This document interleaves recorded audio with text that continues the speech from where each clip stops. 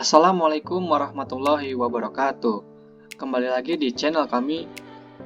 Di video kali ini kita akan membahas tentang subbab dari materi jaringan dan komputer, yaitu topologi tree dan topologi hybrid.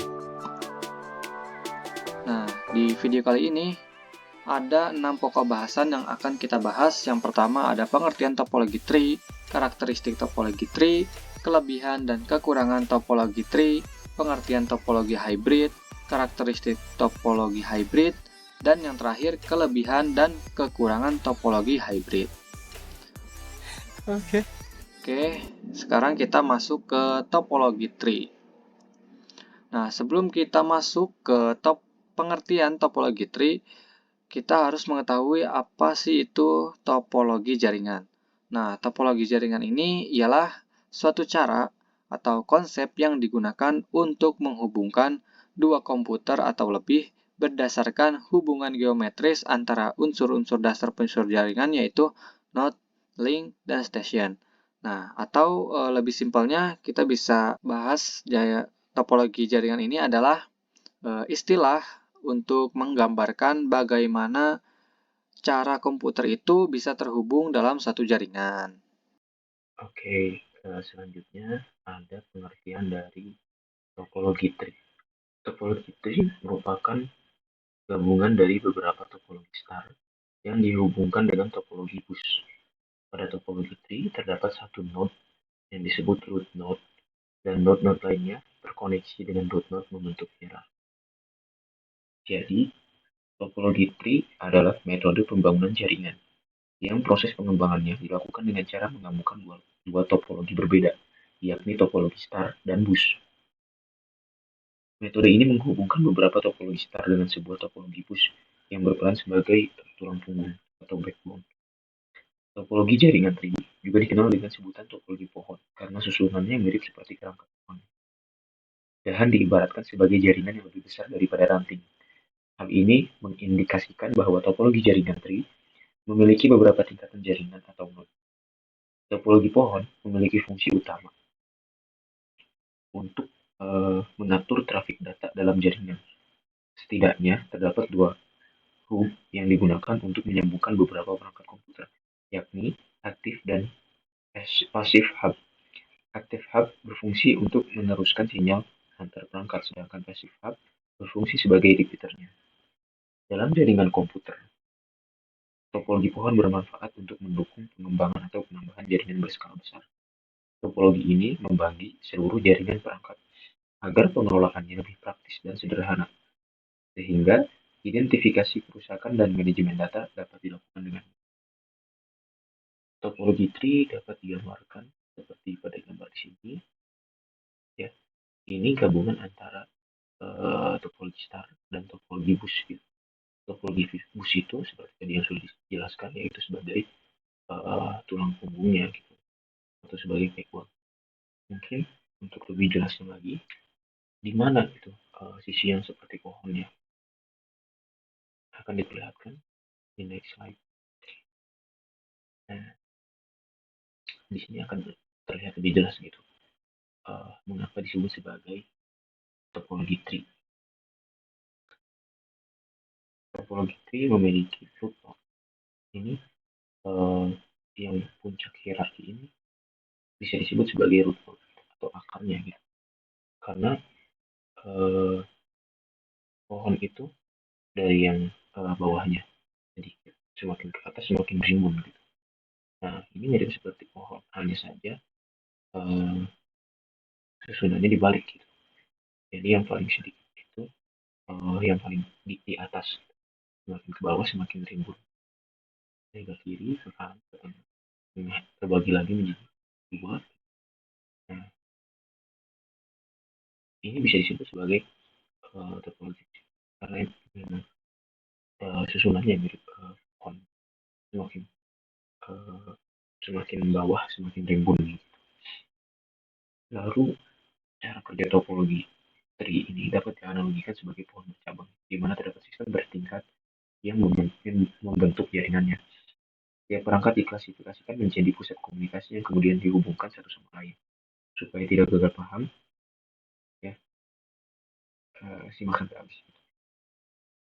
Caranya perangkat komputer atau klien dikelompokkan terlebih dahulu, gitu ya, dengan sebuah hub yaitu topologi star. Jadi ini sebuah hub, gitu ya.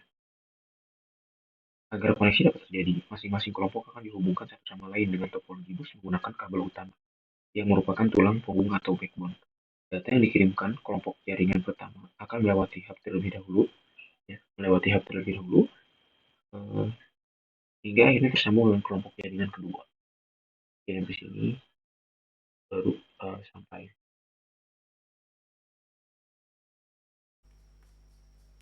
Berikutnya ada karakteristik topologi tree. Yang pertama, berbentuk seperti pohon atau bercabang. Yang kedua, topologi ini biasanya digunakan untuk interkoneksi antar sentral dan hierarki yang berbeda-beda.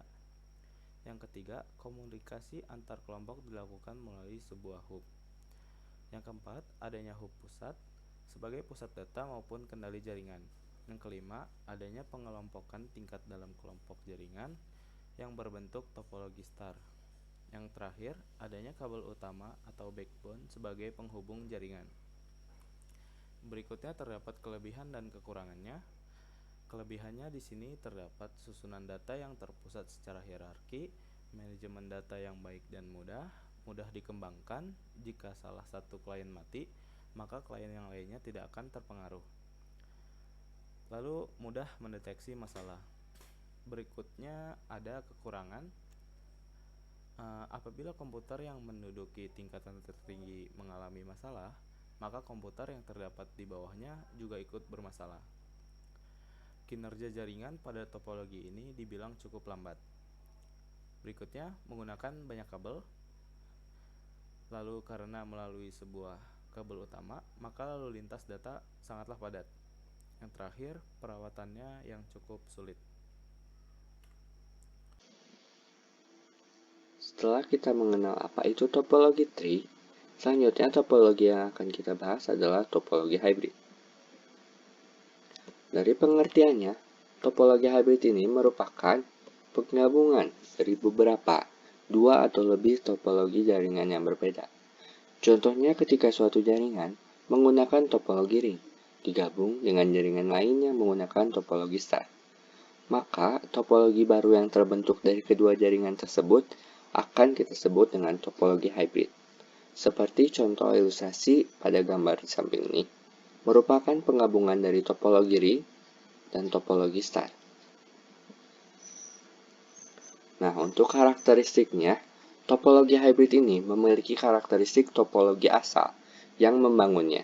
Misalnya, jika topologi hybrid yang dibangun merupakan gabungan dari topologi ring, topologi star, dan topologi bus, maka topologi hybrid pada jaringan ini memiliki karakteristik bawaan dari topologi ring, topologi star, dan topologi bus yang membangun. Baik, untuk selanjutnya kita akan melihat simulasi dari contoh pengiriman data yang menggunakan topologi hybrid dari gabungan topologi bus, topologi star, dan topologi ring. Untuk contohnya, kita akan mengirim data dari PC 0 menuju PC 4 dan PC 3 menuju PC 8. Dari PC 0 kita akan mengirim ke switch, lalu dari switch ini melanjutkan ke switch lainnya, hingga seterusnya.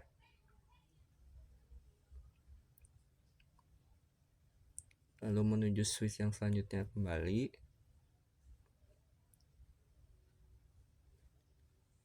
hingga menuju ke PC 4 yang kemudian akan dioleh di PC tersebut.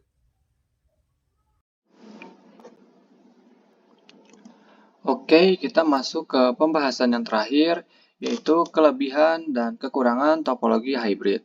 Nah, di sini kita akan kupas terlebih dahulu kelebihan topologi hybrid.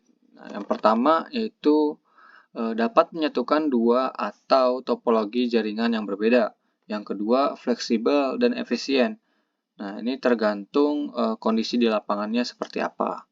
Nah, yang ketiga, ketika salah satu link dalam jaringan mengalami gangguan, nah bagian link jaringan yang lainnya itu tidak akan ikut mengalami gangguan.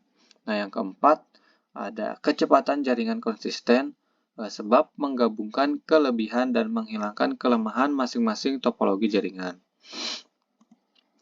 Kemudian, kekurangan dari topologi hybrid.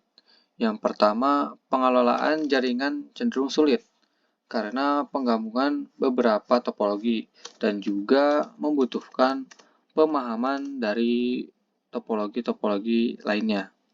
Yang kedua, yaitu biaya untuk membangun dan perawatan jaringan cukup mahal sebab menggunakan banyak hub dan kabel untuk menghubungkan jaringan.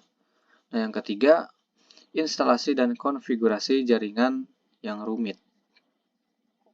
Sekian video kali ini, semoga dapat membantu teman-teman sekalian. Wassalamualaikum warahmatullahi wabarakatuh.